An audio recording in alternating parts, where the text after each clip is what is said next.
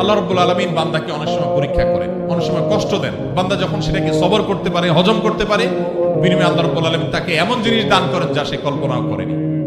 নিজের জন্য খারাপ কিছু হলো, নিজের কোনো বিপদ হলো, আর তখন আমি মনে করলাম আল্লাহ আমাকেই বা কেন দিলেন। আল্লাহ আপনাকে ভালোবাসেন, সেজন্য আপনাকে তা দিয়েছেন। এটি আমার কথা নয়। নবী সাল্লাল্লাহু আলাইহি ওয়াসাল্লাম বলেছেন, আল্লাহ যখন কোন সম্প্রদায়কে, কোন মানুষকে ভালোবাসেন তাকে পরীক্ষায় ফেলেন।